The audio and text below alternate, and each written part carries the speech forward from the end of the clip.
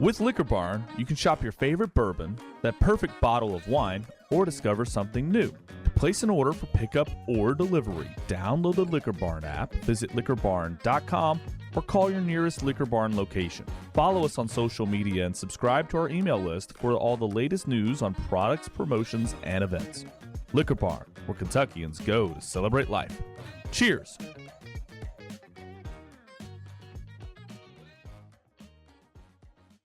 Limestone Farms bourbons are like a secret portal to a world of rich flavors where high proof meets smooth satisfaction.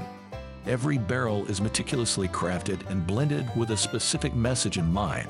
Experience clean delineated flavor profiles that will have you engaged from the first sip to the final drop, making your palate beg for just one more taste. Limestone Farms, bringing heritage home. Bourbon Life listeners, it's time we all get a little toasted. With Penelope Bourbon's Toasted series, of course. This unique blend is a testament to the power of experimentation. After full maturation in a charred new American oak barrel, their bourbon is finished in a secondhand freshly toasted barrel to create a delicious variety of chars and toasts with deep vanilla and caramel notes. No matter your preference, there's a toasted blend for you. Start your one-of-a-kind experience at penelopebourbon.com. Hey there, I'm Carrie Van Winkle, founder of Pappy & Company, where we celebrate family heritage and Southern craftsmanship. Check out our curated collection of artisanal goods that embody the spirit of Kentucky. From our signature barrel-aged pepper sauce aged in Pappy Van Winkle bourbon barrels to our luxurious leather goods inspired by generations of tradition, each item reflects our commitment to quality and legacy. Our line of gourmet food items are thoughtfully selected to bring the taste of the South to your table. Indulge in what I can say is the best bourbon barrel-aged maple syrup on the planet. A perfect blend of buttery rich flavors that elevate any dish or cocktail. We're big fans of the Bourbon Life Podcast, and we're honored to share the legacy of our great-grandfather Pappy Van Winkle with all of you. So visit pappyco.com for 15% off your purchase with code BourbonLife15.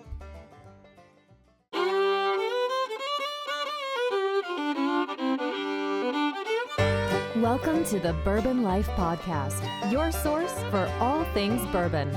Join your hosts, Mark and Matt, as they drink and review bourbons, share news about upcoming events, interview the who's who in the bourbon world, and, most importantly, bring you along for the fun of living the bourbon life.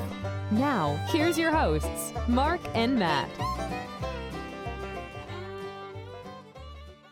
All right, everybody, welcome back for another episode of the Bourbon Life Podcast. I'm your host, Mark, and with me here tonight live in the Bourbon Life Studios, it's my good friend, Matt. Matt, how you doing, man? Mark, I am great. Good to be back at the table again, right? Yeah. Yes, sir. I love it. Love being around the table here. Got our guest in the studio with us tonight, which is a lot of fun. It's always good recording online, but man, there's just nothing quite like having your guest live with you, having conversation face to face. It's just a totally different experience, I think. Absolutely. It's what we always aim to do, right?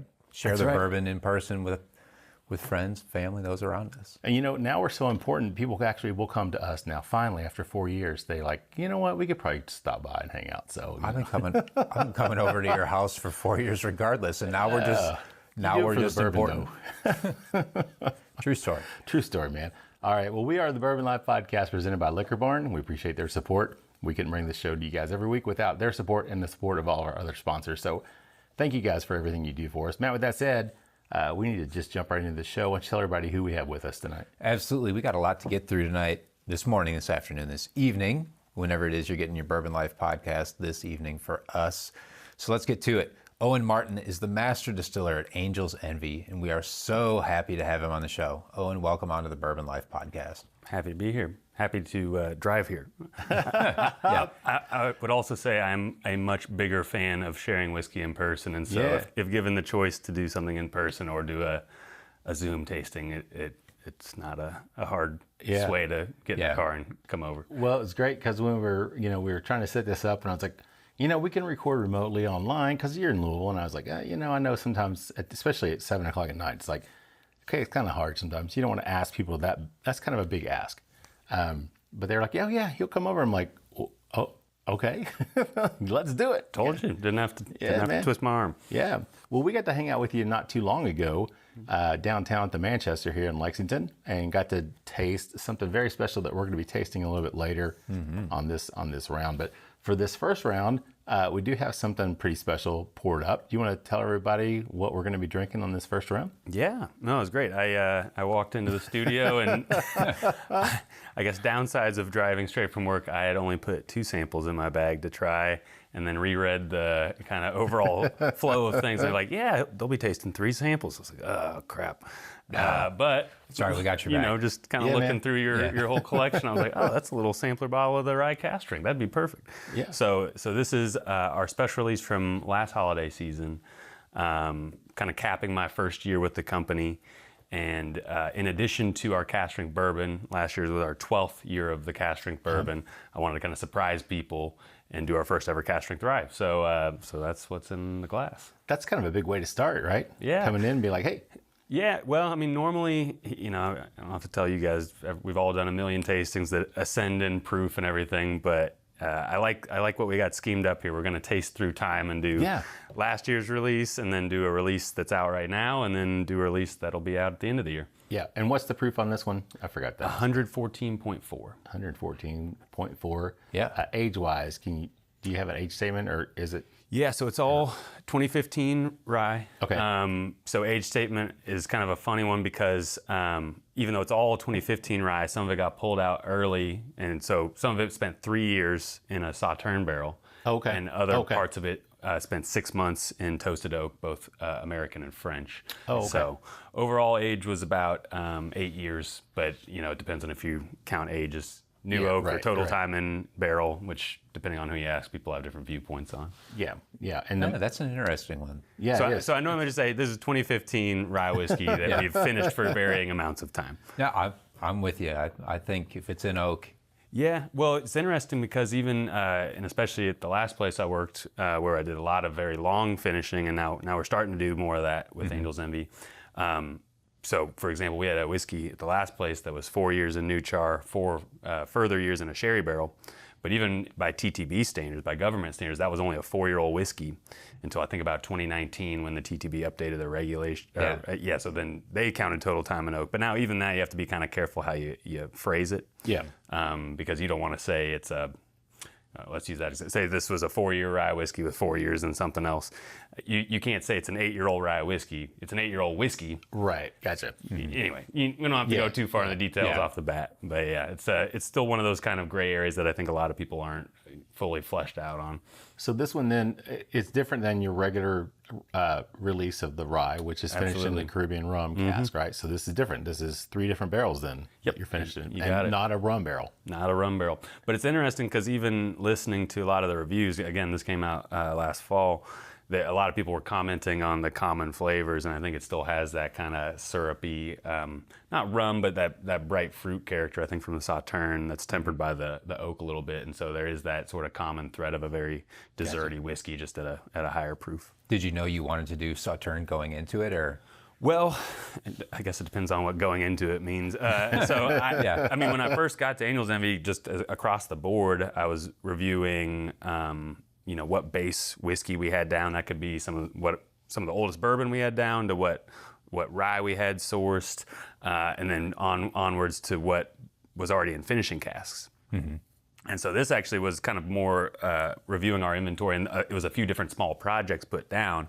With any product we're coming up with, or any project, special release, you got to make sure the juice is worth the squeeze, so to speak, right? I don't want to have my brand team and myself do a whole ton of work for something that's 2 barrels, 3 barrels, whatever. Yeah, so you kind of have to make sure first, this is coming at it more from a blending mindset of what case count am I trying to hit on this release, and then you kind of work that back to what inventory you have, and it all plays against itself. So we had 10 Sauterne barrels, we had 10 toasted American oak barrels, we had 10 French oak barrels. We didn't use all 10 of those French oak because they were super powerful, super tannic. Yeah. But none of those none of those lots of whiskey on their own was enough to make up a release in my mind. But when I started playing around with it and blending, which again was a lot of what I was doing at my last job by the time I'd finished up my time there, was finding complementary finishes. So this felt like a fun segue from my experience with blending and finishing to what that could be applied to at Angel's Envy.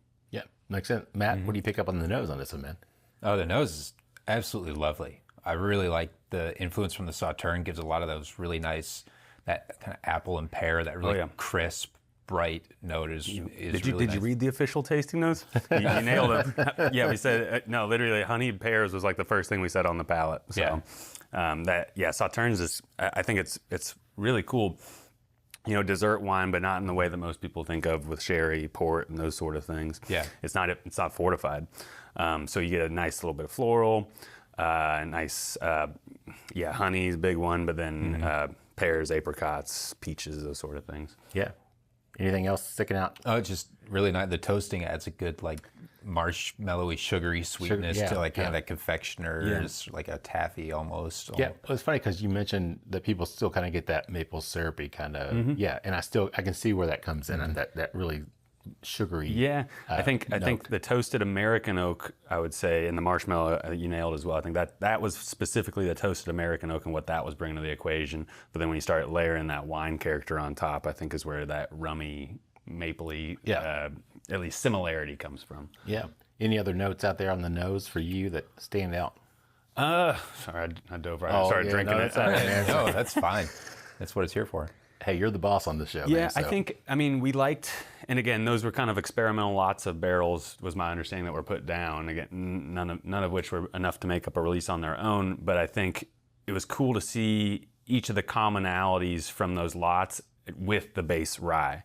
So Sauternes in that way, I mean, less so with, I guess, the honey and the apricot type character, but the floral, I think, played in with a lot of, rye has some rye has a floral character to it. Toasted American, more, obviously caramel, vanilla, what you'd expect there. And then the rye spice and the French oak spice was just very powerfully commingled there. So I guess this goes to a broader idea that I like to think of whenever I'm finishing whiskeys, is it's not about covering up the base whiskey characters, about highlighting it or contrasting or doing something with it, but making sure that that's the focus. And I thought that each of these finishing casks brought the focus back to that base rye in their own way. That makes sense. So let's talk a little bit about you. We've talked about the whiskey. Let's switch gears a little bit. Let's talk about Owen. Sure. Tell us a little bit about your background, who you are, your education. Yep. And then how you got into whiskey. Sure. Okay. I feel like I'm going on 2 years with Angels Envy. I've gotten pretty good at the elevator pitch on myself. I've had to do it a lot. But yeah, so I'm originally from Kansas City. Jayhawk, right? I'm a Jayhawk. Yeah. Self-admitted. Man. I'm in enemy territory right now. Man. Louisville seems safe. Cardinals, Jayhawks can live in harmony, but once you're in Wildcat territory, it's a different ball game. It's UK, not KU. Yeah. So. I'll give you that since we are in Lexington. But yeah, so from Kansas City, stayed local for college as a Jayhawk, doing mechanical engineering. But even by the end of that program, I was going to finish it out, but I knew that wasn't necessarily the route I wanted to go with a traditional career path. So meanwhile, I'd been homebrewing with some friends, and that was really what sparked my interest. I got very passionately into beer, and really this was kind of, in my mind, where craft beer had sort of peaked, and there are new breweries every week, new releases every week, and it was just the heyday. And so I kind of rode that wave and decided that was the way I wanted to pivot the engineering degree into that. So I started bothering local breweries, got an internship at a local brewery called Boulevard, which is kind of a Midwest mid-sized brewery. The even more local one in Lawrence, Kansas, let me brew with them a few times. And all of that was in the build-up to going to brewing school. But I had already looked around in the U.S. for brewing schools. There's, fairly well-known ones in California and Chicago. But again, this being kind of the heyday, everything was waitlisted over a year in a lot of cases. Yeah. They were charging quite a bit of money.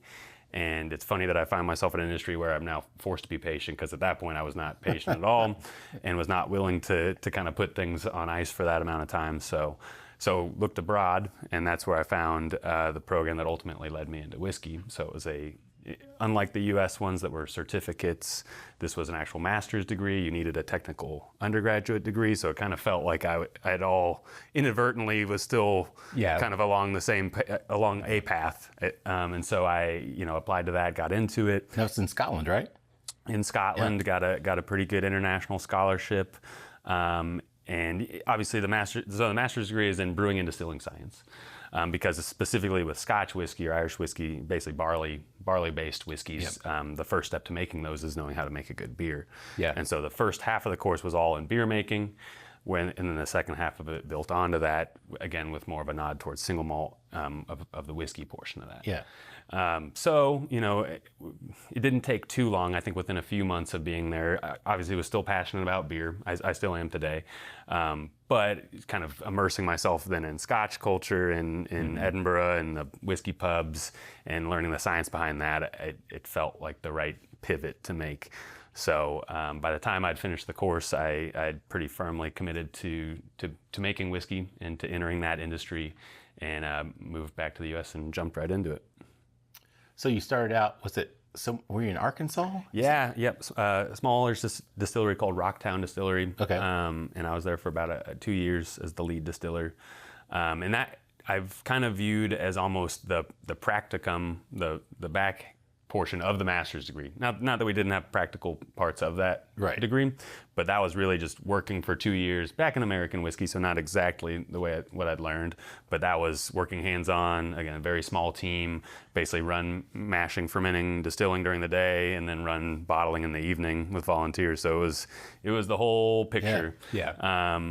And I think really solidified a lot of the things I'd learned in the classroom, but in a practical sense, working and really, cementing those to lay the foundation for what came after. Yeah. So then you left there and you moved to another role. Pretty big place that some people might have heard of. Yeah. So it was actually a connection from the program from Heriot-Watt University in Scotland. A guy who was in the year before me, who him and I had crossed paths for all of a week or so.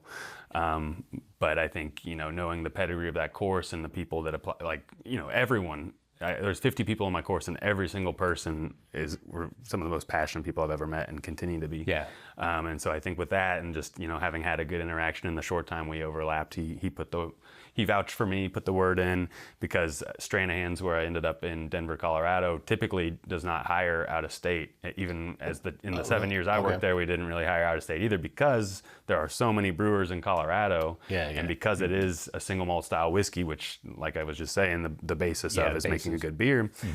We pretty much were able to just hire brewers the whole time I worked there. But again, the guy gave me a good recommendation, and they decided to take a chance. And so my wife, or now wife, and I packed up and moved from Little Rock to Denver in 2016. Wow. And, again, worked there a little shy of 7 years. Started off as a night shift distiller, night shift brewer. Worked my way into kind of managing the fermentation, which then led into helping spearhead R&D projects, a lot of which were cask finishing, and onwards, upwards to head distiller, and eventually both head distiller and production manager by the time I left. Yeah, so we talked about this a little bit off camera beforehand, but we had Rob Dietrich on the show. Yeah, Rob's with my old boss. Blackened Whiskey, but he was at Stranahan's before he left.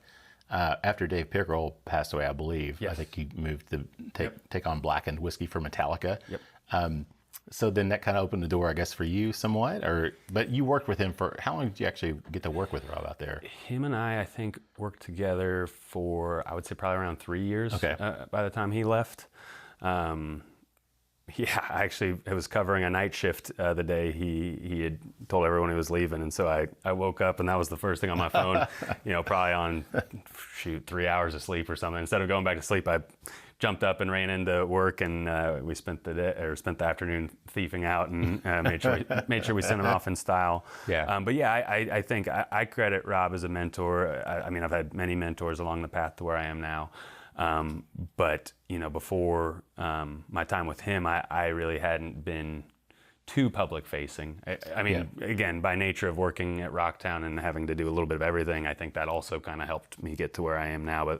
But I think seeing Rob and seeing some of the product development that he was doing, certainly the blending that he was doing for Snowflake has informed a lot of how I developed my own blending style.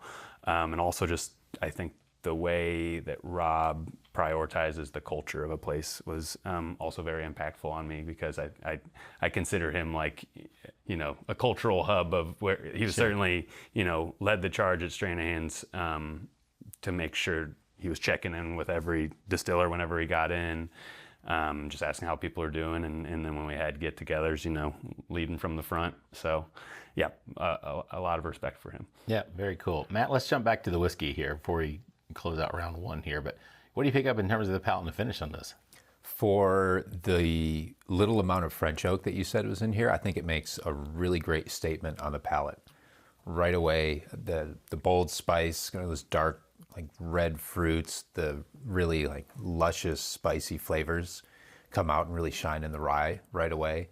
Then it moves to those softer sauterne notes, so those apples, the pears, the floral note that you were talking about really comes through before like the sweetness, marshmallow, the toasted barrel influence comes at the back end with a nice long, like spicy finish to it. I think, it's kind of like the Neapolitan of ice cream here. Like it's got each layer, each flavor from the different finishing barrels, from the different components really makes itself shown. Yeah, I love that. And I think it was even more apparent when we first blended them, but something I've taken from Scotland and that I put into practice in Colorado and now I'm doing here is extended marrying, especially when we're talking about components that can be as wildly different as that. And so we actually married those 3 whiskeys, so it's about 10% French oak.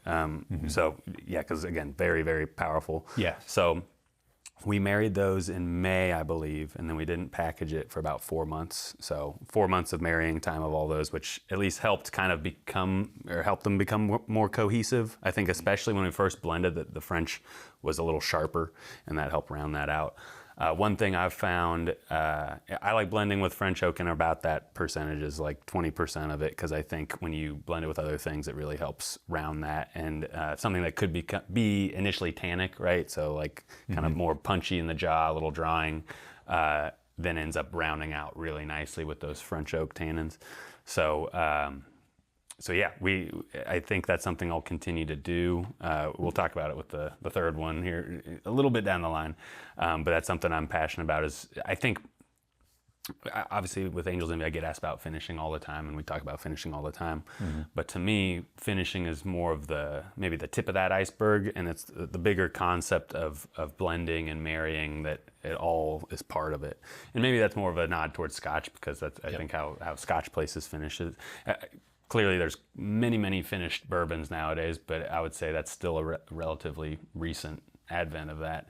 So I think kind of taking that more Scotch approach to finishing is where I'm hoping we're steering some of these Angels Envy releases. Yeah, because the finishing is just what happens in the barrel. What happens afterward is where the product is made. Exactly. Yeah, it gives you the components to then work with. Yeah.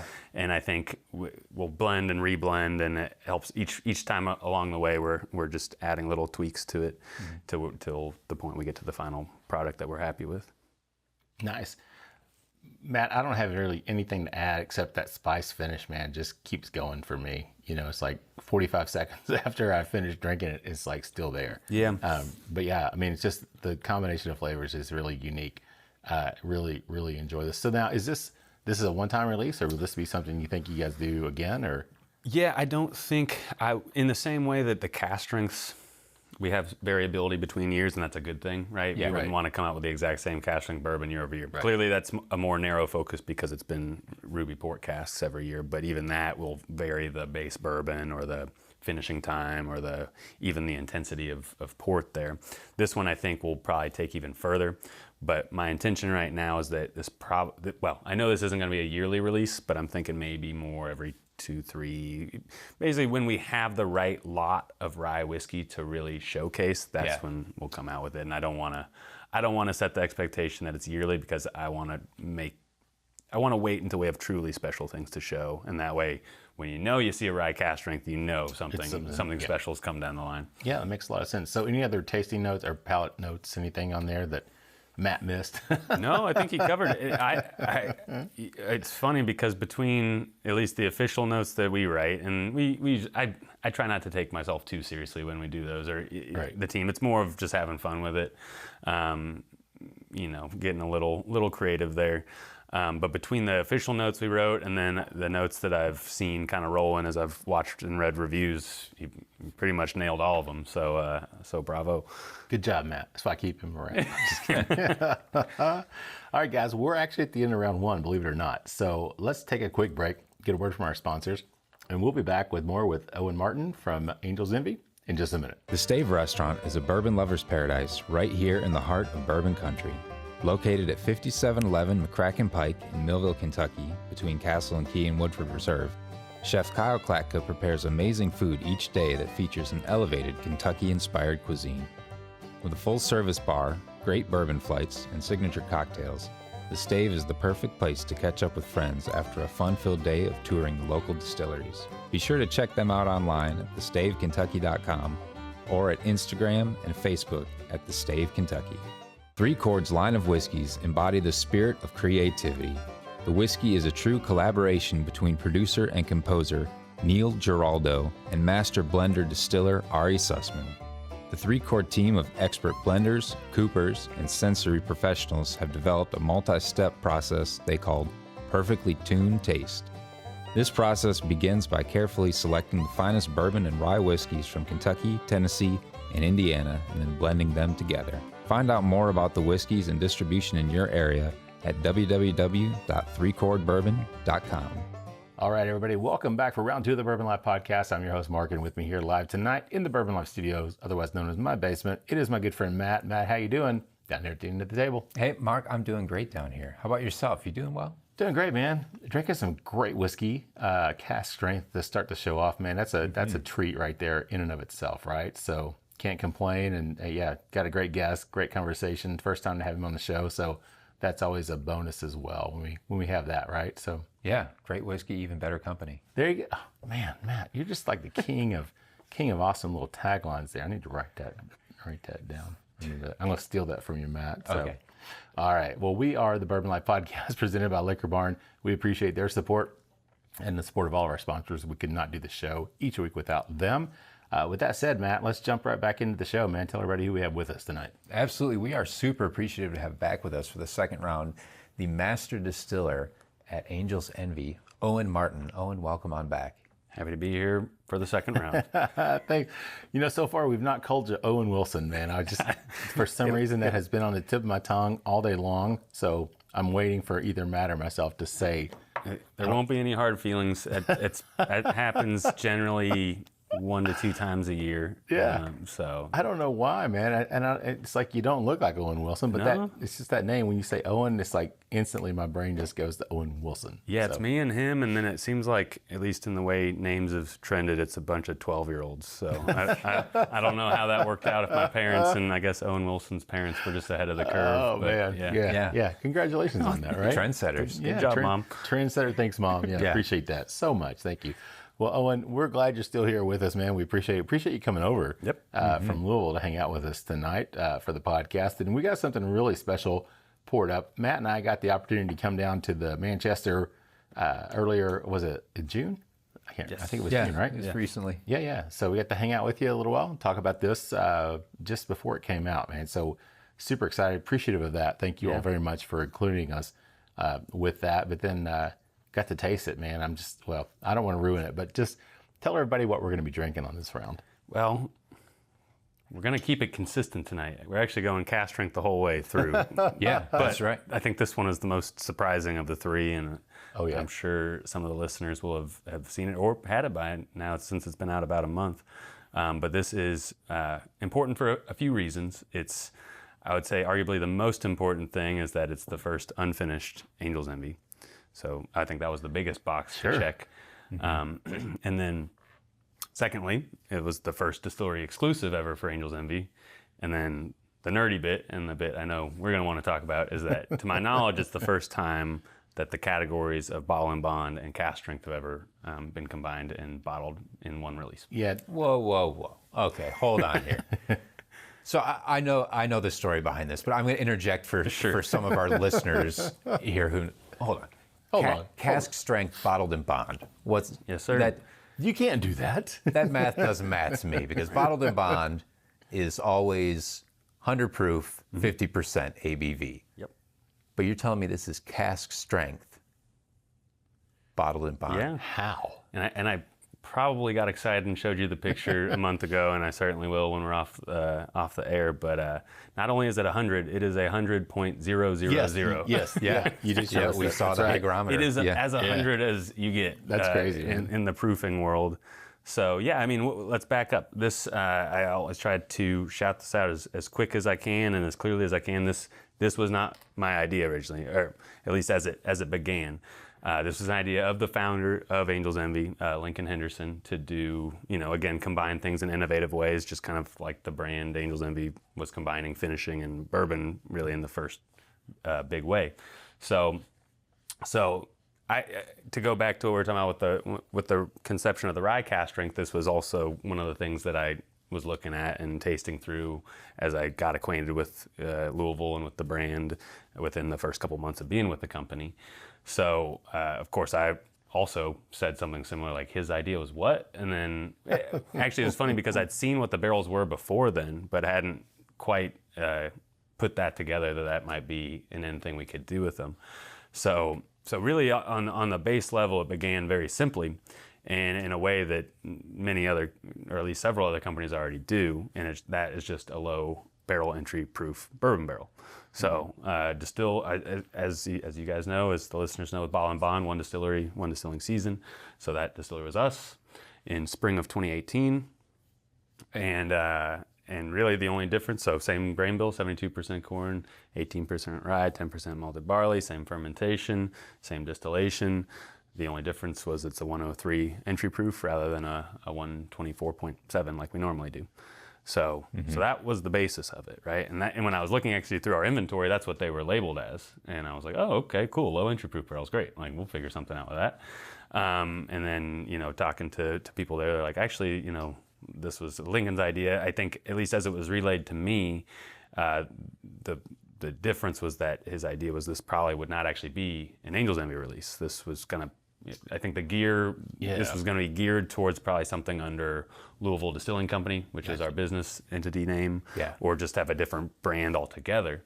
But as I, again, got acquainted with the brand, kind of brought my perspective on what finishing was and what maybe Angel's Envy meant to me, then I started pushing really hard that it absolutely was an Angel's Envy release. And I think that was maybe, besides doing the final blending and hitting the notes we were trying to hit, I think my biggest contribution was probably pushing that we needed to release this under our own brand name.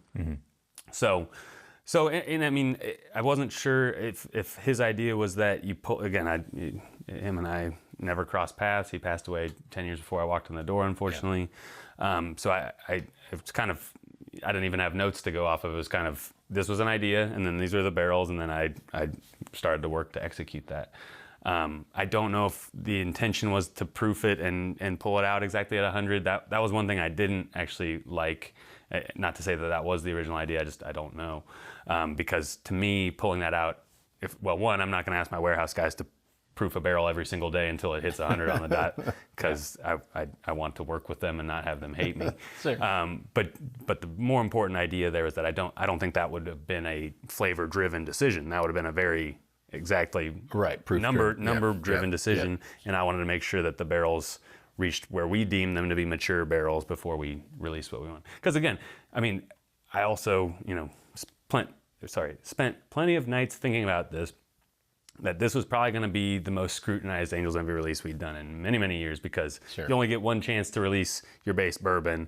And believe me, I've heard plenty of feedback from people that are haters on finishing that, oh, you only finish if the base bourbon's underwhelming, whatever. And I wanted this to, as I said, this meant many firsts for us, but I also wanted it to be a put your money where your mouth is. And if I could put this in front of someone and say, hey, look at that. Like, what do you think now? And so we had to have this nailed. And so wanted to make sure those barrels reached their maturity of where we liked.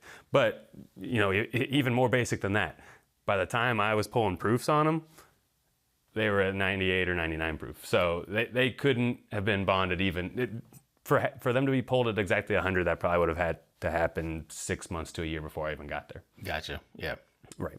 So, but what's beautiful about, innovating in the bonded space was also a very cool thing to do, because in my mind, bonded is inherently meant to just be a mark of quality, right? 1897, quit messing with the bourbon. Yeah. Like this guarantees a certain level of quality, which in my mind is not meant to be a space that has... It's not a space to play in, right? Yeah, that you play in. Here's the rules and kind of follow that. Sure. So that one distilling season, though, then becomes important, because we're talking about spring of 2018. We're already under 100 proof, but there's no stipulations for entry proof there. So we still hold back a certain amount of barrels from every season, to go into various special releases, cellar releases, cask strength releases, that sort of thing. So I had all these barrels to play with there, which you may see where I'm going here, is if we're blending those two together, then we can really dial that proof in. Yeah. And being just, not too far under 100, obviously those low proof barrels were the ones we wanted to sing there. Right. And then we just added literally 2 high proof barrels, which did add a little bit more oak content, but not a ton. And that just boosted it perfectly up to 100. Right, exactly to 100, yeah, because we saw the hydrometer read. So we know. So it was 38, was it 38? 27 low proof, 2 high proof. Okay, yeah. So, 20. And again, I joke that you could kind of make a basic set of equations there. Like we're talking about some algebra class stuff where it's a 98x plus 122y equals 100x plus y. So, so that way you just kind of start fiddling around with it. And I honestly was nervous. I thought we'd maybe added too much high proof, but we came out perfectly. You nailed it. So. Yeah, that's awesome. Matt, what do you pick up on the nose on this one, man? Well, I think it delivers in a lot of ways. One, cask strength at 100 proof, that's super cool. But also this is 6 year. Or just shy of it. Yep. Just shy of 6.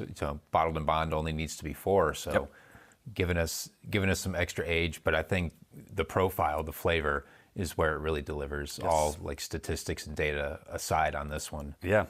And it's, I think, cool. I mean, I think the rye at 114.4, the first taste we had, drank well underneath that. Yeah. Oh, yeah. And so kind of as a side thing, I'm always trying to blend, and I think this goes back to the marrying stuff we were talking about, to deliver something that drinks well underneath what the label says. So this being 100 proof, wanted that to be more, if you drink this blind, it could be 90, something like that. Yeah. And I think that cask strength experience, like you said,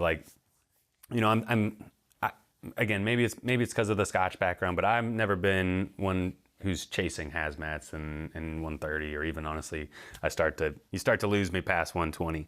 So I'm very much just looking for the whole experience. And to me, I'm thinking about something that I can pour for like my parents at the holidays or something like that. Right. In addition to something that I want to make that satisfies the bourbon nerds, because I am a whiskey nerd, but I think it's cool to be able to deliver this cask strength experience, this whole mouth coating, not a drop of water added thing, but do it in a way that inherently is more approachable. Yeah. Matt, what do you pick up? I think the nose on it is it fits well with the Angel's Envy brand. I know this is not finished, but it has some notes. Does it? That I think I would pick up on a finished whiskey. I agree. To me, kind of has that brightness, apples, strawberries, I love it. Like a creaminess, almost like strawberry ice cream, or like strawberries and cream. Back to Neapolitans. Here we go. We generate similar tasting notes. Yeah. Strawberry and cream is one I've said a few times. I was kind of leaning into the summer release, right? Light, bright, fruity, sweet. Those is a perfect summer release as well. There's like a little bit of the barrel, some of the char comes through. I think those 2 little higher proof barrels you were talking about really do, a little bit of that oak helps to punch through some of the sweeter, softer notes and really land with that cask strength. Yeah, 100%. Even at 100 proof, I think that there's some strength in it. Yeah, and to go back, it was cool because I'll be honest, before we started to taste in Lexington with y'all and with a few other groups, I really hadn't spent a whole lot of time drinking the core release and this side by side. Like normally I get so fixated on a release that that's pretty much all I'm tasting for it could be close to a month straight. We'll go in and taste new make and taste tanks to make sure they're good. But if there's something I'm really working on, that's what I'm tasting. Yeah. And another group that we tasted with, at the Manchester were like, oh man, like I can see the commonalities there, and that really, got my head turning in a good way. I was like, to go back to what we were talking about with, trying to disprove people on the unfinished versus finished thing. Like this inherently has a good amount of fruitiness and sweetness to it. Yeah. And I think even in our core product, people are going to naturally attribute that to the port cask, and I don't fault them on that. But really, kind of in the same way we were talking about the rye cask strength and layering those characters on each other, this is just showing that port character is only one part of the fruitiness. It's actually layering itself on the base bourbon fruitiness, and I think that is a really cool thing to show people. Yeah, I think that was the thing that really surprised me. And you brought it up again, talking about the fact that you would almost think this was finished. Because when we were at the Manchester and I tasted it, I was like, did I get the wrong pour? Because you had the port finish down there with us, and I'm like, did I get the wrong glass? Did I drink the? Yeah, but I agree, man. That's great. So any other notes out there besides what Matt already threw out? So yeah, I mean, well, the common note I get with the first one, I get like this honey character on it, creaminess, like you said. But yeah, I've been saying berries and cream, that sort of thing. I think because originally we wanted to launch this on Bottle and Bond Day, and we couldn't quite get our packaging together in time. And then I was looking at, well, could we do Derby? And we're like, oh, that'd be a mess because there's just so much going on and so much other stuff in the news. And so really we're just like, what's the next time we could launch this? I'm like, oh, let's do National Bourbon Day. And then the more, I was kind of bummed we didn't get to launch it on Bonded Day, but the more I sat there with the whiskey, and I was like, oh yeah, actually. And I got with our cocktail team, our front of house team, and they developed like some tiki cocktails with it. Nice. And really just kind of wanted to double down, leaning into the summer thing. So yeah, love everything you said. Honey, berries, cream. Yeah. Yeah, a little bit of char, but not too much. So yeah, I think it's just a really nicely rounded experience there. Nice. So you mentioned Lincoln earlier. He was the last master distiller for Angel's Envy before he passed. So that there was that, a void, at least in terms of the name, the position. So then they hire you in 22, right? So you come in. So kind of big shoes. Very big shoes. Yeah. Can you kind of talk about that? How you've adjusted to that? How you've handled that? Sure. Well, I think like anything, I'm one to jump in the deep end. So sometimes that gets you into sink or swim environments. But no, it's been good. I mean, we love Louisville. We love the people we work with. Nice. My wife had a job before she stepped foot in the state. Like we've been blown away. We live right around the corner from Bellarmine, actually. Oh yeah. So close with our neighbors, close with my coworkers, and life's good. On the whiskey side, yeah, I think, like I said, I think what I'm bringing to the table, and I think why they went with me over, Angel's Envy could have hired many number of local candidates, and there's clearly people with decades and decades of bourbon experience that would have done really well in the role. But when I think back to, what Angel's Envy is like, and again, really leaning into the finishing to date and doing something that was surprising to people and controversial, frankly, back in the day, maybe less so now.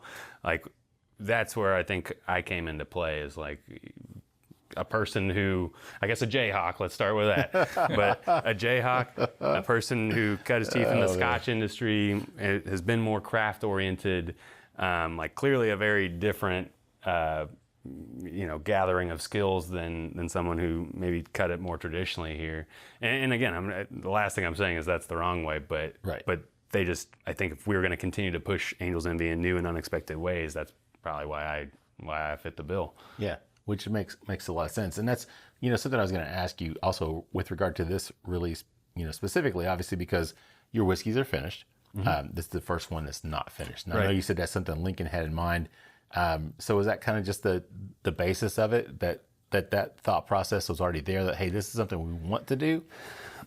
I think people didn't know what to do with it, if I understood right. But yeah, I like that line of thinking. So here's kind of how I phrased it and how I posed this as a release and why I thought it was Angel's Envy, because again, I view finishing from maybe more of a Scotch or European lens, where this is something that's been done for decades. It's been done for quite a while. Clearly, when Angel's Envy did it for bourbon, that was a very new thing, a radical thing. But I'm viewing it as more of, well, this was a known production technique in a different whiskey industry. What was radical about is that we applied it to bourbon. Yeah. It's not radical that we like invented finishing or something. And so to me, it was kind of more of a, let's take a step back, because I think any company, you can kind of get in an echo chamber. I think even in the bourbon industry, you can get in an echo chamber. And so trying to take a step back and then take a larger view of something can be helpful in a variety of ways. But I was like, okay, to me, if we're looking at finishing, we're taking this European whiskey concept and applying it to bourbon. So it's the combination, the marrying of principles across industries. Mm-hmm. And that's what I was like, that's what Angel's Envy is to me, right? So then if we look within bourbon as one industry and look at two things within that industry, one of which is bottle and bond, and the other which is cask strength, right? Bottle and bond is historic as it gets at 1897. Cask strength, also with a little bit of history, but I would say increasingly popular, and probably as popular now as it ever has been, right? So you're taking the old and the new, and now we're combining those. Yeah. And again, when we've rephrased Angel's Envy as a combination and marrying of concepts, then I was like, what's more Angel's Envy than this? Yeah. We're combining concepts in a way that's going to completely take everyone by surprise. And to me, that is absolutely Angel's Envy. And I just said that and said that and said that. And then, I think I gathered more and more people on board, because obviously doing an unfinished release for us is pretty radical, which I think in itself is a fun full circle, right? Like, I've used this analogy a couple times before, but again, with more of the beer background, like if you look at these breweries that came up in the 20 teens that said, oh, we're only ever going to make sour beers, we're only ever going to make funky beers, farmhouse, saisons, whatever.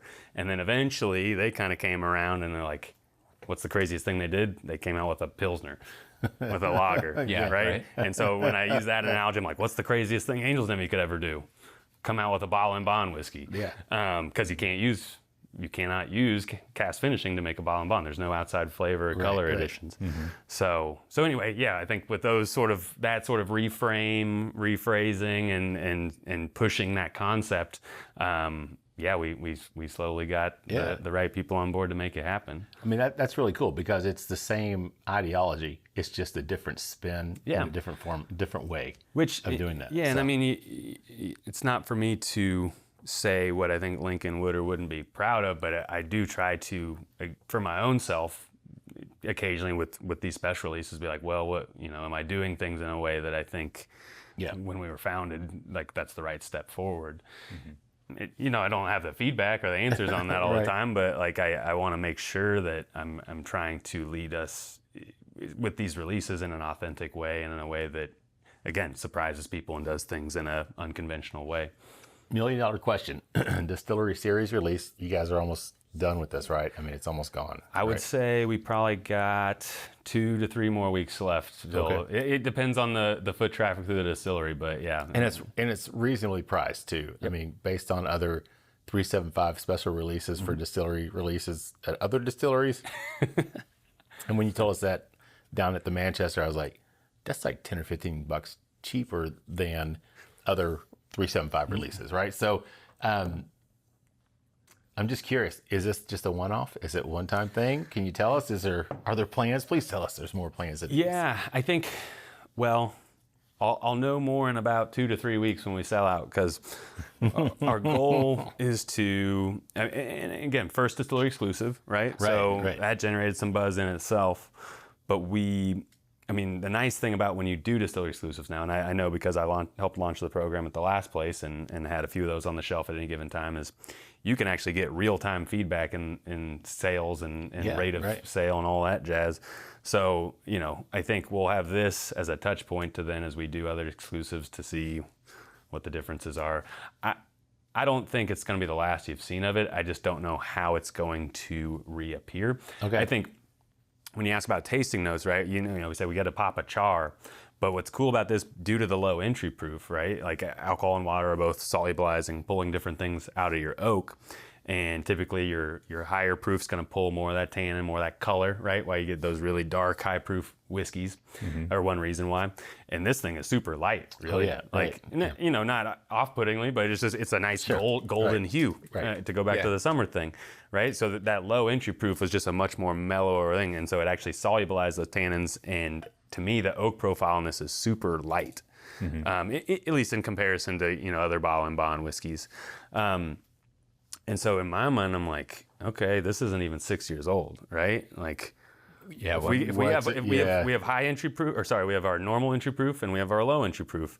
And as we look to the future of like, well, what's a Angel's Envy 10-year bottle and bond cask strength look like? Those blending parameters are only going to get more difficult, but it's not to say we can't do it. Right. And if anything, maybe we do add more high proof stuff in to get to that 100. And I want to make sure that it's a flavor driven decision there. So I don't want to just push for a 10-year-old to push for it. But tasting this as it is now after the first release, I'm like, this would make an absolutely killer 10, 15, 20-year-old bourbon that I am very confident will not be over oaked.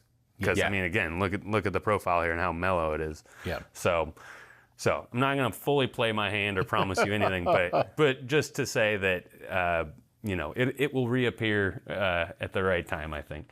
Matt, what do you pick up in terms of the palate and the finish on this one? Because we're almost at the end of the round. We've kind of run over, but it's been a great conversation. Absolutely. I had to pour myself. I'm just telling you, man, this is so good. But Matt, what do you pick up on the palate and the finish on this? A lot of that honey, the honeycomb, especially, like, to me, it really has honeycomb flavors right up front. There's those berries, those red fruits, kind of sweet berries and fruits come through. There's a little bit of heat, actually. I know you were talking about taking something that drinks a little more subdued than the proof. And I think there are definitely those like velvety, luscious, low qualities, but it brings a little heat to it. I enjoy that. I think the finish on it is nice and warm. Yeah. A little bit of like cinnamon, apple, kind of like baking spiced on the finish. Just really nice, really, really nice bourbon. Yeah, I can't add much more to that other than to say that after I left that event, I took the bottle and went to my favorite local liquor barn and shared pours with several of the employees up there. And everybody was just like, is this going to be a regular release? Well, everybody is now clamoring. They want this to be like one of your standard releases, man. So I say it not so much in a work sense, but I usually say that I'm the cause and solution to most of my life's problems. And if that's the case with this, and I've created something that's going to be a big pain in the ass to blend, but ultimately, hopefully worth it, then I'll soldier through that with our processing team, and we'll see what we can come up with. Yeah. Well, I'm going to go on the record now and say, as of 2024, this is probably one of my top 5 bourbons of the year. I mean, hands down, I think. So, I'm super impressed with it and just love the way it tastes, just the whole profile, everything about it. It's exceptional, man. So kudos to you guys, man, for sure. Appreciate it. Not that my opinion matters that much, but still. Well, guys, we're at the end of round 2 here. So I say we just take a quick break. We'll get a word from our sponsors, and we'll be back with more with Owen Martin from Angel's Envy in just a minute. Welcome to Old Dominick Distillery, a family-owned craft distillery nestled in the heart of downtown Memphis. Founded by descendants of Domenico Canali, a pioneering Sicilian immigrant who made Memphis his home in the late 1800s, Old Dominick is steeped in history and tradition. Old Dominick prides itself on offering a diverse selection of whiskeys to satisfy every taste. Whether you're a seasoned connoisseur or a curious newcomer, you'll find something to love, including an 85 proof Tennessee whiskey, bonded Tennessee whiskey, a single barrel Tennessee whiskey, a 90.1 proof bourbon, and coming this fall, a Cask Strength Bourbon. Each bottle of Old Dominick whiskey is crafted with care, featuring unique mash bills that offer a variety of high and low proofs. This dedication to quality ensures there's a perfect pour for every whiskey enthusiast. Old Dominick whiskeys are proudly distributed in several states, including Tennessee, Kentucky, Missouri, Georgia, Arkansas, Illinois, and Mississippi. Can't find us locally? No problem. You can conveniently purchase our products online and have them delivered straight to your doorstep. Ready to explore the world of Old Dominick? Visit our website at olddominick.com to learn more about our history, discover our products, and find a retailer near you. James E. Pepper Barrel Proof Decanter Bourbon, distilled at the historic Pepper Distillery, DSP KY5 in Lexington, Kentucky. This new release, bottled in a striking recreated distillery decanter from the 1940s, has garnered high praise and accolades. Coming in at number 27 on Fred Minnick's Top 100 Whiskeys of 2023, it received a 94-point rating and was called absolutely delicious with notes of delicate hazelnut and toffee. Astor Wines, one of New York's most prestigious retailers, writes, "The whiskeys coming of age now are some of the finest from any American whiskey producer. This bourbon is arguably the most impressive you will find at this age. Available nationwide with a suggested retail price of $65. Learn more at jamesepepper.com. All right, everybody, welcome back for the third and sadly final round of the Bourbon Life Podcast. I'm your host, Mark, and with me here tonight live in the Bourbon Life Studios around the flights of the rectangular table, whatever you want to call it, is my good friend Matt. Matt, how you doing, man? Mark, I'm doing great, brother. And yourself? Brother? Yeah, I'm doing great, man. We didn't even talk about the Tour de France, Matt, which... we made it this far. We're not going to do it. Okay, we'll just skip over the Tour de France. We don't give the Tour de France update. Of course, this will come out so it'll be over by a week. Over, so we'll skip that, right? So anyway, man. But you're doing okay, right? This weather. What do you think about this weather? It's hot, man. Hot. It's hot. Like this bourbon we're going to be drinking here in just a few minutes, but I digress on that one. But we are the Bourbon Life Podcast presented by Liquor Barn. We appreciate their support, the support of all of our sponsors. We could not do this show every week and bring you the wonderful guests like we have this week without all of their support. So with that said, Matt, would you like to tell everybody who we have with us tonight? Absolutely. This week, your special guest this morning, this afternoon, this evening, whenever it is you're getting your Bourbon Life Podcast, is the Master Distiller at Angel's Envy, Owen Martin. Owen, welcome on back for the third round. Happy to be here.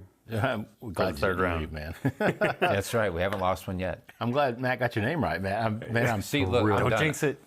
I know he did. I'm He's done. done. He's out, man. I got to close it out. So that's right. Yeah, so the pressure's on me now.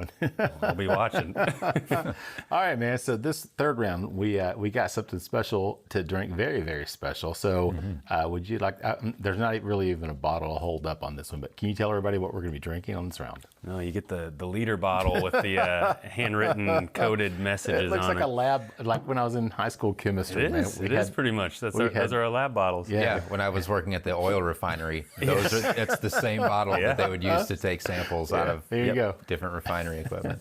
Yeah, so we are tasting a sneak peek and really just a work in progress of this year's 2024 Angel's Envy Cask Strength Kentucky Straight Bourbon Whiskey finished in port barrels. So it'll be the 13th iteration of that. And we've done the base blend in the same way we talked about doing that for the Cask Strength Rye. And now we're letting it marry through the summer. So the Cask Strength Rye that we tasted first was about a 20-something barrel blend. And so we actually had enough stainless vessels to marry that into, and big enough ones. These releases are closer to 100 barrels. And so, not only do I not have the tank space to do that, well, I do, it's a bottling tank, but I can't occupy that for more than a day, let alone months and months. So what we did starting last year was we married those almost 100 barrels together and got that to where we liked it. And then we just re-entered it right back into the barrels it came from. And so unlike the rye that married in stainless over the summer, this actually marries back in casks over the summer for about 4 months.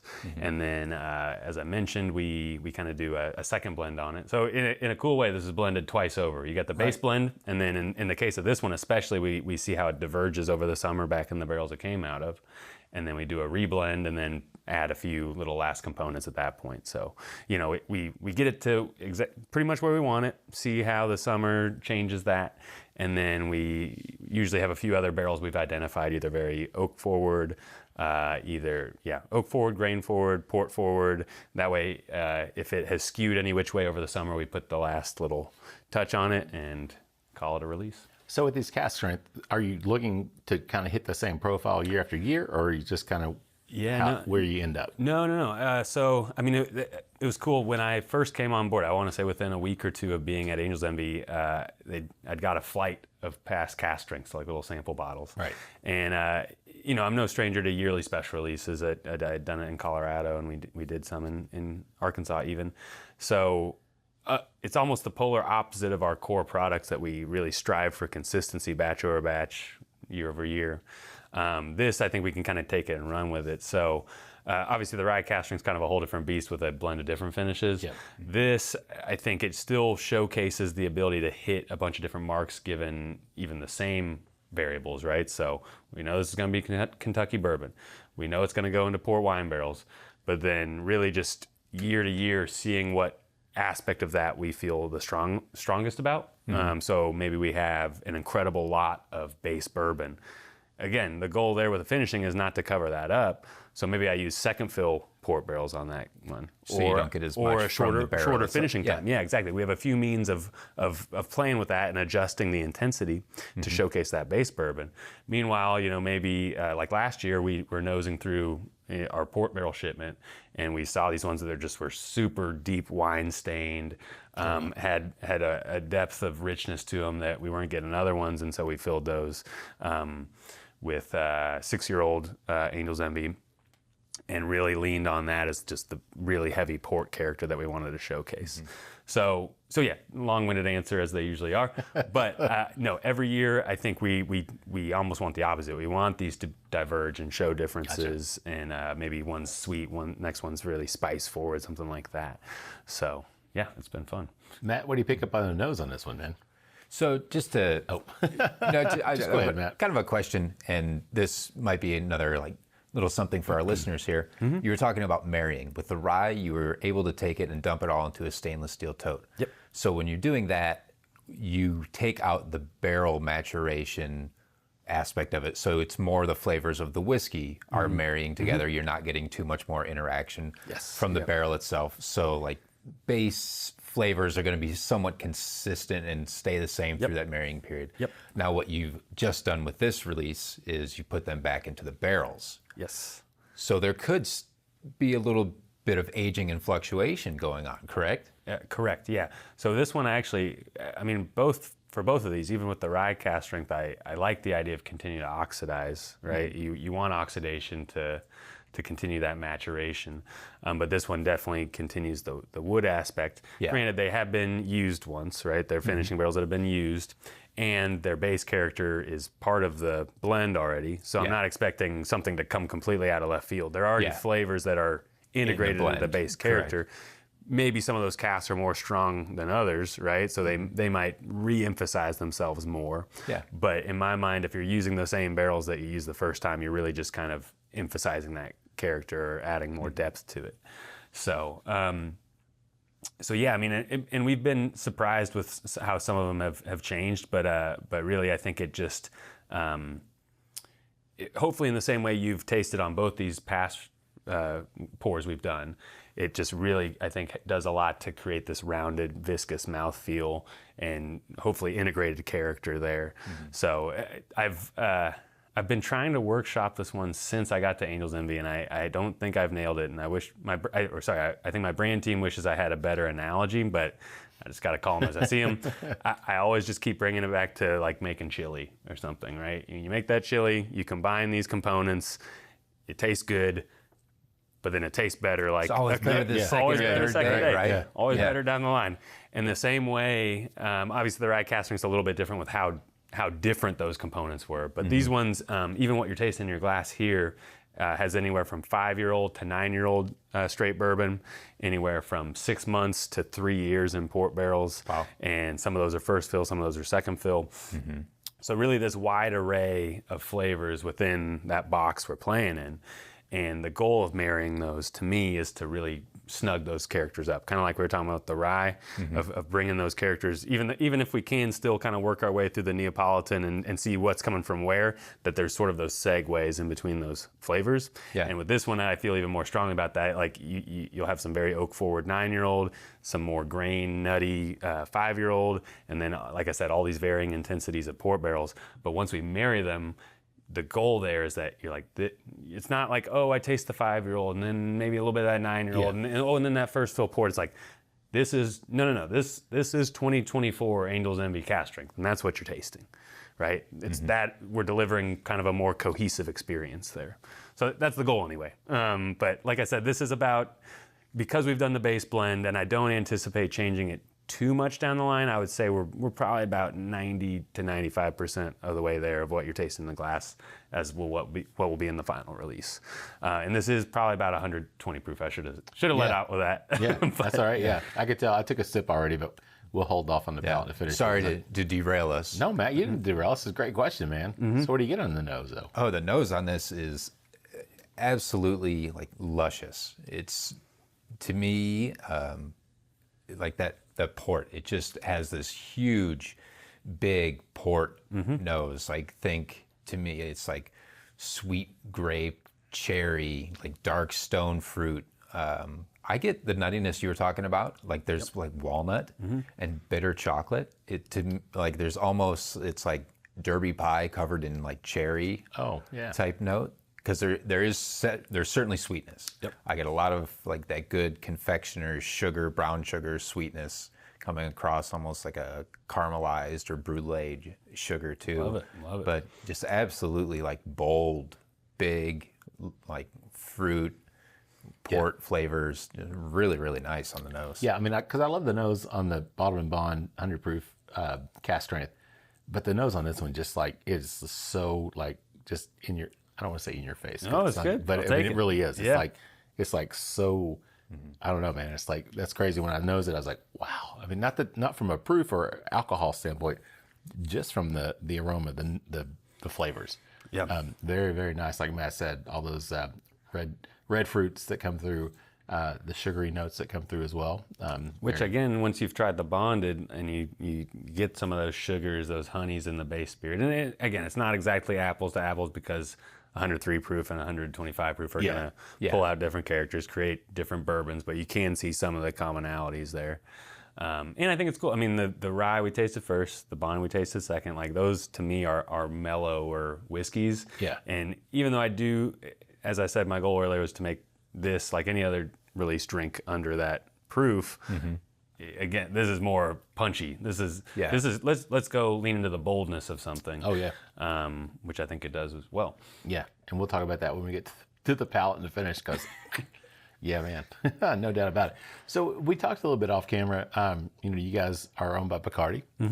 Can you talk a little bit about that relationship and what that means for you all in terms of brand and what opportunities that gives you all to for Angel's Envy? Absolutely. So I think my first foray into parent companies was with Stranahan's. The parent company to that is called Proximo, which is more or less Jose Cuervo. Okay. And so that kind of got me at least able to work in simultaneously a craft and a corporate environment and understand how to work and get things done in both and kind of translate between the two, to be honest. So coming to Bacardi, I kind of had lived that life and understood how that worked. And to us, of all brands, I think it's a very cool thing because of the other brands in the Bacardi portfolio and because of our nature as a finished bourbon brand. That gives me so many avenues to work with, even within my own company, right? And so that's some of the stuff I started to explore with Stranahan's, was basically swapping casks and really touching base with other brands within that parent company and developing those relationships.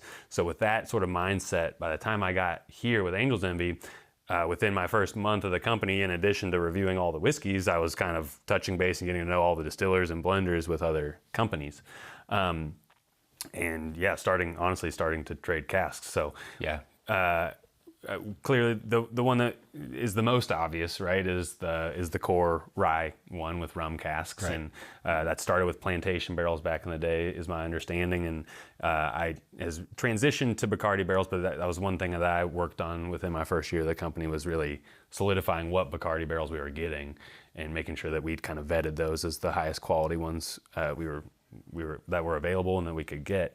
So that's the obvious one, but then I think you have to wait a little bit longer, but not too much longer, to start to see some of the other things that have gone on. So, I think it's easy to just be like, oh, corporate company, of course they're gonna trade casks and thump their chests and corporate whatever. But I do want to emphasize that from a producer's mindset, like, clearly us as a finished brand, we work through a lot of brokers. I think everybody does now that they're getting into more finishing casks, and that's great. Like, because there's brokers that have worked with Bacardi and with Angel's Envy. There's brokers that I've worked with in my previous places that I've set up at Bacardi, and you develop these trusts and understand what kind of casks each of these brokers provide. But on the flip side, when I can work in company, I'll do that all day, because I know the blender, I know the distiller who dumped those barrels. I can actually talk to them as they dump them. And so not only do I know the day or hour that those barrels were dumped, I know what they went into. I probably can get samples of them sent. I know how long they're stored empty, when they ship to us. So there's just a level of traceability and trust with that other craftsman that I really enjoy. And so that, and then I'll be completely honest, like, so we put down a project last year that if I'd bought these barrels through a broker were probably $600, $700 barrels. Wow. I paid $20 a barrel because I had the relationship with the guy, and he's like, "Yep, I'm gonna have my team load up the shipping container," and I paid shipping costs for him. Wow. Right. So that is a very, it's not the side that we want to talk about when we're talking about crafting a whiskey, but there's always a cost part of it, and that always is going to factor into how we're making something. So, so for all those reasons, I don't need to go on much longer, but I think there's downsides and upsides. Like I like working through brokers because I can get crazy barrels, like things that aren't within the Bacardi portfolio, and that's great. But I try to at least have one crazy broker project going a year and then one in-company project. And that in-company project may be targeted, or it may be I'm getting some of these barrels and laying bourbon in them and rye in them at different ages and seeing what plays well. Because again, I can always call them back up and say, hey, send me another container, something like that. So it's good to me to have all these different avenues being explored, because I think that gives me the biggest playground to play in. Sure. So we're kind of talking a little bit about the future, talking about future release coming up. And you guys have a slogan there, I think in the bar, if I remember correctly. It's revere tradition, embrace progress. Is that right? You got it. Yeah. So speaking of the future and progress, I mean, can you talk though about how that impacts what you guys do on a regular basis with tradition versus progress? Yeah, I love that. Great homework. Yeah, so I actually used that phrase a lot as I pitched the Bonded project. Okay. Because again, I was like, let's take the focus off finishing and put the focus on that phrase. Because to me, that's what resonates as Angel's Envy, and is where I want to continue to go with. So yeah, I think the Bonded is a good example of taking that mindset and applying it maybe in a way we wouldn't have done that before. But I also think that, to me, again, with a beer to Scotch to bourbon background, when I'm embracing progress, it is looking to other industries, right? Again, if we say finishing being more Scotch Irish, I think there's still lots of cask types to play with.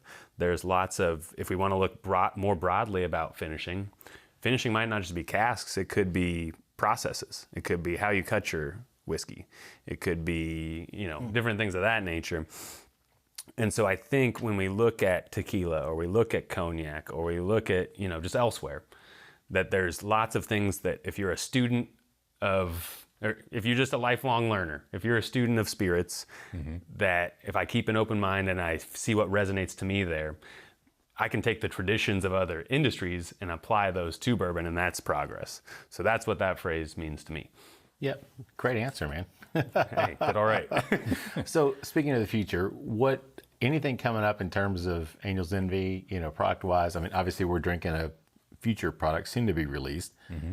Anything else coming up for the distillery itself as a whole, or other releases that you can share with us? Yeah. Let me see how to not get myself into trouble here. Right. Marketing team, just turn the volume down, okay? Let me begin the dance. So no, I like this question because I think I can answer it in a broad way. Okay. All right. But I think, again, I'm not even 2 years with the company. The first year, it was really cool to get the rye cask strength out the door, and I wanted to punctuate the end of the first year with something surprising. Something authentic, but something surprising, right? And that's kind of what I'm viewing. Most of our product development is if I'm doing my job right, I'm surprising people, but I'm doing it in a way that rings authentically. That you're like, well, okay, why? Like I recognize this, but why? That could have existed before, right? Like rye cask strength being the first time was surprising to people, but it was the 12th year we'd done a bourbon cask strength, right? Yeah. Or Bonded. Cask strength, but now you're surprised by those being put together. Absolutely. I'm not pulling like some crazy finishing barrel that you've never heard of and will never hear of again out and using that, because that's not how I want to do it.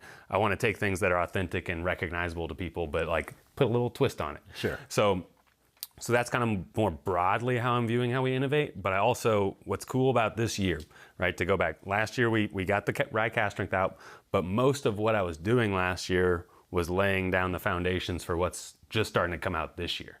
or shaping those, right, with barrels that had been laid down. So what's really cool is we got the bonded out, relatively small release. It's 375, but they're 12,000 bottles just at the distillery, and those will sell out. It's looking like within 2 months. So a relatively small distillery only release, but now we're looking to innovate with a national release. We're looking to innovate with, further specialty releases. Yeah. So I think you're going to start seeing things that have come out under different banners of Angel's Envy, or some that haven't, honestly, and innovating on different scales. So small scales that are at the distillery, large scales available to everybody, and then like specific high-end ones that'll be available, here and there. And so to me, you're not gonna have to wait too much longer. Obviously we're tasting one of them right now, but there's another couple things that'll be out within the next 12 months. So nice. So, and beyond what we're tasting right now. So to me, I think that's fun, because that also keeps me on my toes. It's like some very small batch stuff, some stuff that honestly is me innovating on a scale I've never innovated on or created a release on, which has been its own. I don't even want to say challenge. It's been exciting, and that one I have a feeling we'll be talking about at some point in the fall. So yeah, more to come. I will cut it there at that level of vagueness, but believe me, I get super fired up and excited talking about all this stuff, and you're not gonna have to wait too much longer till we can go and do a deeper dive on that. So the takeaway for me from that is that there's going to be an Amberana cask release, right? I have some mixed feelings on Amberana. I'll be completely honest. There's a little bit in the inventory. As with anything, I won't release it until I have shaped the right release with it. And hey, again, I want to have a level of transparency. I won't release it until I believe it has our own kind of hallmark on it. I got it. I had to throw that out there, yeah, because that's, well, anyway. Hey, I get it. I've had plenty of just god awful Amberana releases from people. So yeah, I know it is a divisive topic, and I will say it's been one of the more interesting blending kind of thought experiments I've worked with. So all right, it's one we continue to work on. But all the stuff I was just talking about does not include that. I got you. All right. That is still very much in the R&D part of things. All right. Yeah, I got ahead of myself there. Matt, let's jump back to the whiskey, because sadly we're at the end of the round in the show here, pretty much. But let's talk about the palate and the finish on this Cask Strength, the 2024 release that's coming up. So what do you get? Big and bold. The flavors are bold. It's not super spicy. At 120 proof, I think the first thing I want to say is this does not, they're about 120 proof. We don't know, but at a higher proof, I do not believe this drinks a high proof at all. It's full of flavor more than it's full of alcohol. Love it. It's like big on those ports, those really dark plum, like fig, the like really lovely red wine, dark fruits really come through. There is that nuttiness that I think I picked up on the nose, kind of like little like walnut, or like, took the word out of my mouth. Yeah, that Walmart. Oh, sorry, walnut, not Walmart. That walnut, because I don't want to say astringency is a bad word, but that walnut kind of has that like tannic quality to itself, right? When you chomp into it, and I think the tannin from the oak, and certainly the extra aged like 9-year-old that's part of it. I think I totally agree. Walnut. If I had to pick one nut that this consists of, that's it. Along with like a lot of dried fruit, like you mentioned. Yeah, but like good and oily, almost like feels fatty on the palate. Yeah, I love it. So yeah, it's very nice, man. Headed in the right direction. That's for sure. Yeah, I'm excited. I can't wait to see what the final product is like. Yeah, so we'll revisit at some point down the line. We'll be happy to do that. Yeah, and I think it's a cool counterpoint to how nice and light and bright bonded is, right? Yeah, right. And in somewhat of an inadvertent way, with bonded releasing in the summer and this releasing in the winter, they almost feel appropriately positioned for their season. And I think that it's with the bonded leaning into the low entry proof, lighter color, lighter flavor, and then this high entry proof, older base bourbon, and to me, I think that the first fill wine barrels really balance that nicely. So like there's other things. I've been asked before, like what my favorite unconventional finishing cask to work with is, and usually my answer is, if I had to pick something, I actually really like working with spirits barrels to finish with, because I feel like I can go longer. I don't risk over extraction or getting too sweet. But something that I don't think people expect is I really like working with second fill wine barrels.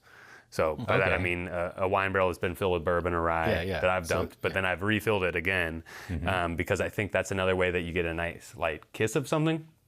And certainly when we talk about like our core product being down at 86.6 proof, it leans mostly into second, third, and sometimes more fill ones, right? Because that low proof, if we threw all first fill wine at it, would come across completely disjointed.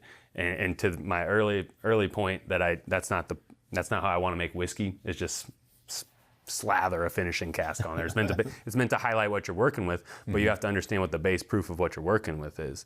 And this being at 120 proof, I think actually shows how a first fill wine can really counterbalance a high proof older bourbon nicely.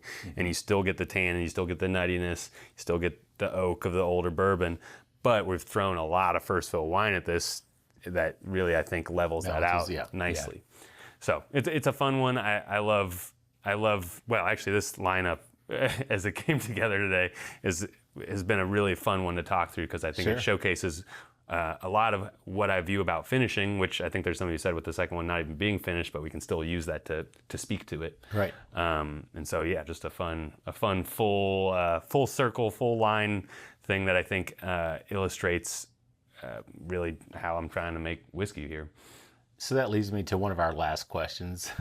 Owen, do you consider yourself more of a master distiller or more of a master blender? Yeah, good question. And I'm just going to have another little pour real quick. So yeah, so I think as someone who, again, has only been with Angel's Envy for a little over a year and a half, clearly what we've been talking about tonight has been blending, right? And I'm very passionate about blending. I think I put a lot of, as a point of pride to how we make our whiskeys. And again, finishing I think goes hand in hand with that, and that's something that I try to illustrate via what we're making.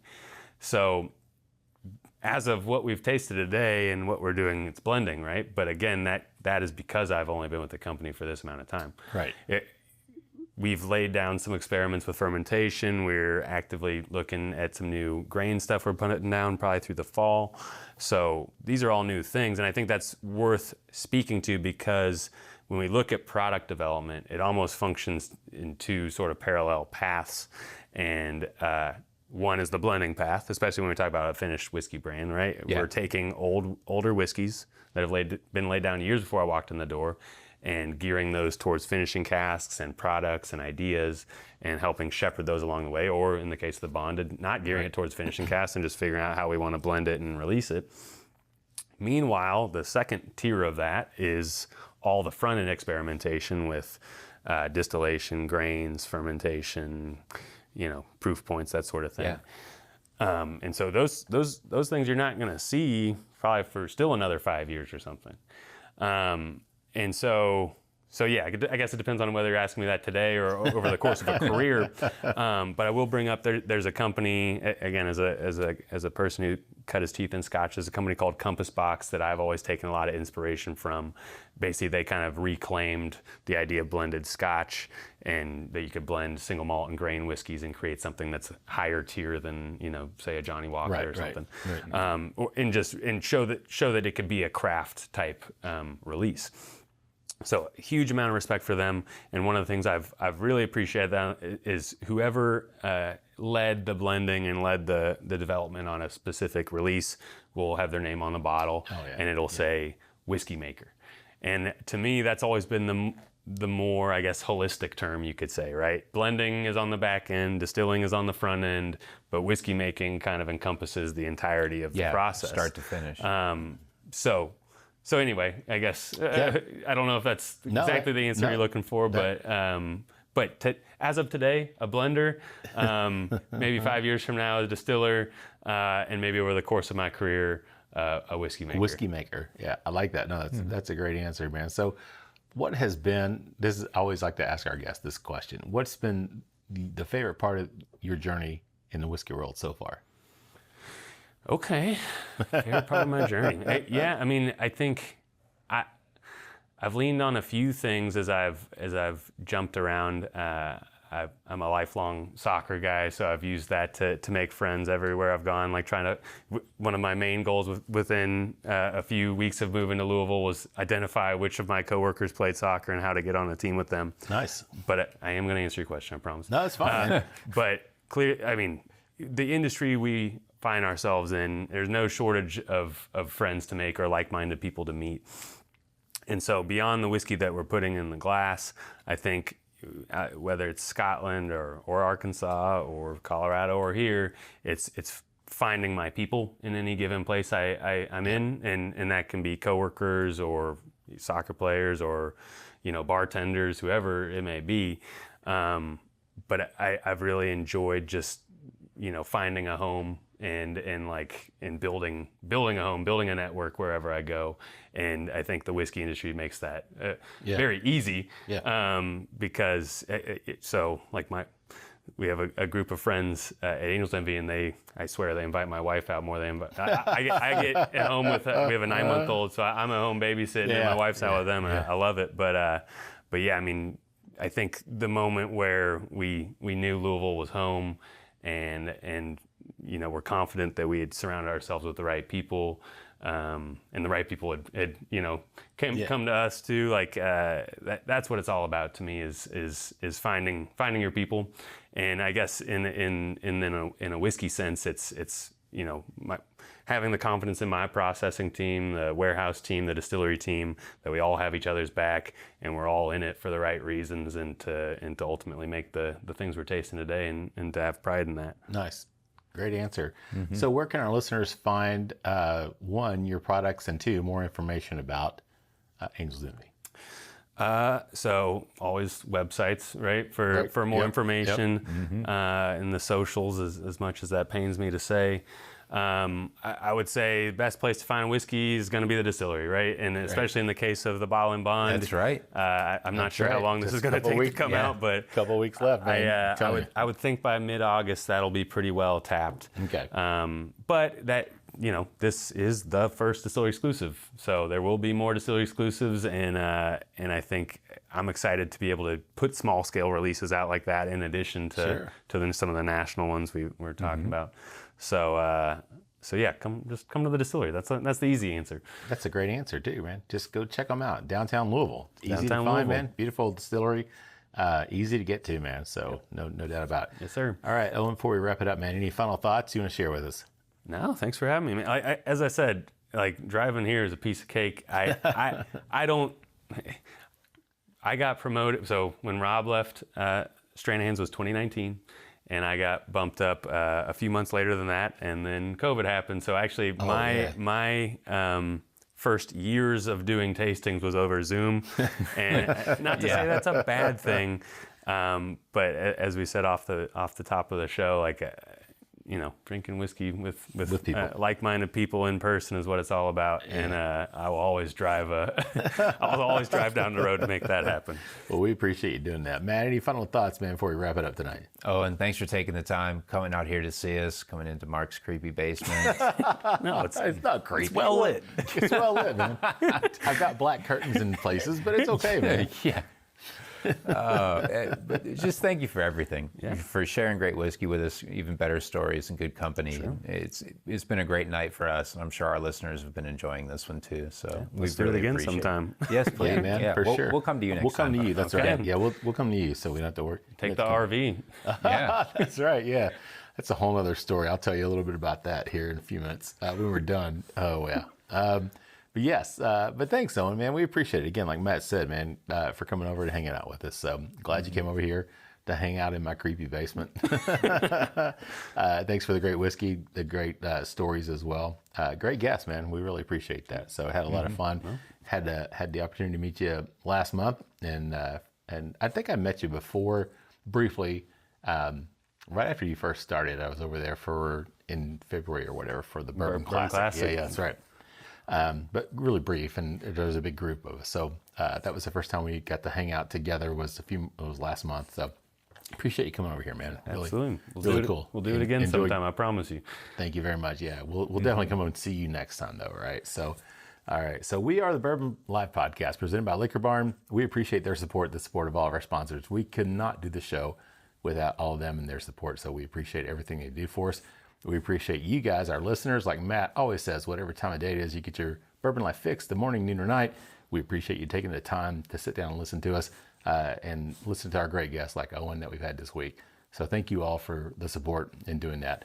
If you want to reach out to us, you can email us at thebourbonlife@gmail.com. We'd love to hear from you. You can also find us on Instagram and Facebook at The Bourbon Life. We have our private Facebook group, The Bourbon Lifers. We'd love for you guys to join us in there. We have some fun conversations going on, so check that out as well. Don't forget as well to check out our buddy Mike, Big Tex, as Matt likes to call him, or Big Chief. He's doing the Whiskey Trip podcast, and that comes out under our umbrella every Tuesday. So be sure to check out Big Chief. Also, he's on the Whiskey Trips on Instagram and Facebook, so be sure to check that out as well. And if you feel so inclined, please leave us a review on your favorite podcasting platform. We would really appreciate that. With that said, I'm going to wrap it up. Send us home with our tagline, which is, may your glasses always be full, and may you keep on living the bourbon life. Thank you for joining us for this week's episode of the Bourbon Life Podcast. Our mission at the Bourbon Life is simple: to share our passion for all things bourbon with you every week. And we'd really love to hear your thoughts on how we're doing. You can find us on Instagram and Facebook at The Bourbon Life. You can also contact us by email at thebourbonlife@gmail.com. And you can always find us on your favorite podcast platform. If you have a moment, we'd love it if you would rate us and give us a review. So until next week, we hope your glass is always full and that you keep on living the bourbon life.